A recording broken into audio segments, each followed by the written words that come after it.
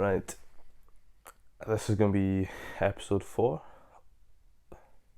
Yes, episode 4 of self-improvement in real life.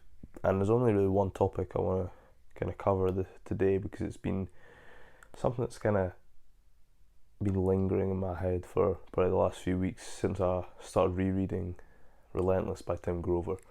Let me actually just get the book real quick because it is nearby.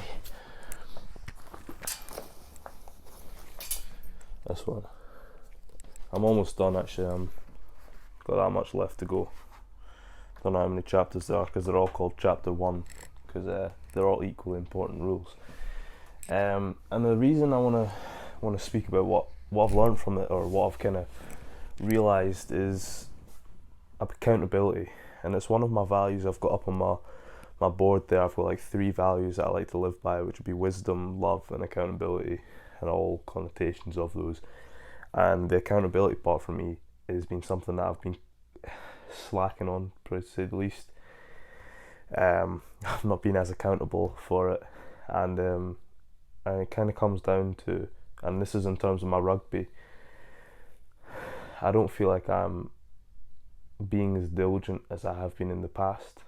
I feel like I'm slacking a lot in terms of just energy to do things and motivation to kind of do things. And I don't want to talk about motivation like that because it's quite a fickle thing. Motivation, it comes and it goes. Everyone knows that it's an emotion, isn't it? You can't really rely on emotions to drive you to do anything. But I think the idea that I'm kind of going to train, I'm just kind of having a laugh and stuff and getting through the drills, I'm dropping a lot more balls than I used to, and that's could just be the fact that I'm a wee bit rusty, but I've been training for quite a while, so it's not like I wouldn't normally drop balls in training. Like I'd be catching even like the shit passes and stuff, but now I just I'm just a lot slower than I used to be, and I think this is sort of a hangover of the injury I've just kind of come back from, and I've played 2 games now, but my ankles just aren't as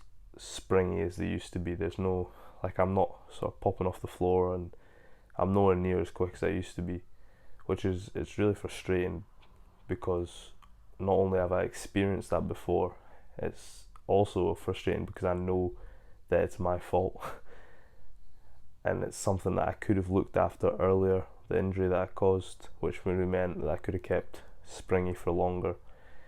I mean, at some points I have to understand I did get a concussion and I wasn't able to train for like a month, so it was about coming back from that, but I didn't look after my diet when I was concussed, and I ended up putting on only 2 kilos during the concussion. But then for some reason, the week after I trained the week after I came back and put on another 2 kilos. So basically, since the last time I'd ran, I was 4 kilos heavier, and that affected a lot. And and now I've lost a lot of that weight again, so I'm back down to 101.5, and at the point I was 108.7, just fat and slow. Now I'm leaner, but I'm still slow, and I think it puts my timing off a lot, and I'm letting that get to my head in terms of my preparation. I'm not being consistent. I stopped doing my core exercises regularly because I got a sore shoulder and I couldn't do leg raises or something, as if there's not another range of exercises that I can do. But I've kind of been letting myself slip on my standards. Like I'm still doing gym sessions and stuff. It's during the season, so I don't go very heavy in the gym during the season, which it does sort of play on my ego a wee bit, knowing that I'm almost actively choosing not to work as hard as possible here, but it's for the greater good of recovering for the weekend. And it's just really frustrating because I'm reading all this stuff in Relentless. I've read this before and I'm thinking, yes, that's what a cleaner does. I'll explain just now that Tim Grover's got sort of 3 people he talks about: a cooler, a closer and a cleaner. So a cooler is just like the person who just kind of shows up and does what they're told and goes home. A closer is someone who like shows up in big moments, is like a really good player, but like they're not constantly on it. They'll still take a lot of time off in the off season and stuff. And then a cleaner, which is parts of my character have proved to myself in the past, is that no excuses, just working hard constantly because I'm driven to get to where I want to be. And reading that stuff is kind of making me accountable to, or kind of making me realize that I'm not actually being as accountable to these goals as I should be, or as I could be, or as I have been in the past.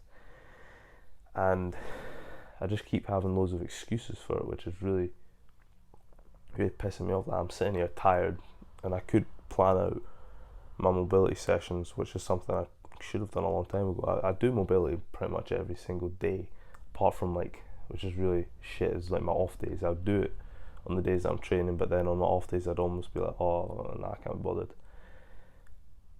And it's like, I'm looking at that vision, it's like, do you think someone who inspires other people just like can't be bothered to do like mobility at the weekend? And I talk about a lot that this is where I want to take my life. I want to win a World Cup, and like I'm slacking, like I am heavily slacking. And I'm putting a bit of effort into the YouTube, but I don't think it takes away from my rugby at all, but I'm almost using that as an excuse for my productive activity for the day. So on an off day, I do the YouTube, I'm like, oh, I've done that, but I'm not even looking after what my main tool is. I'm not looking after my body. My sleep's here and there at the weekend, which I've kind of tightened up a wee bit now, but I think it's just a sort of reminder to myself and for people watching, like if you've got a goal that's that big and something that you're so inspired to do, you need to constantly check in with yourself. Are you working as hard as possible? Is there stuff you could be doing more? And you need to remove your ego from this. I've got a book I want to read after I finish Relentless again, Ego is the Enemy, by Ryan Holiday. It's been recommended loads by many people. I'm going to give it a read so I can kind of understand the ego a bit more, and I can give some advice on how to put your ego to the side, because at the moment, like I can sit and have periods where I put my ego to the side, like I have over the last few weeks, of realising, Tristan, you're not working as hard as you say you should be. You're preaching all this shit about working hard and doing that, but you're not actually working as hard as you could be. Like, you're working hard, don't get me wrong, like you're doing, at the moment you're being like a cooler basically. You're doing what you're told, you're doing the work you need to do. You're not really that special at the moment. So I'm gonna just cut the video there. I need to go pick up my sister. So just accountability. How hard am I willing to work to actually get this shit? Because it's not fun, but the reward will be insane. See you in the next video.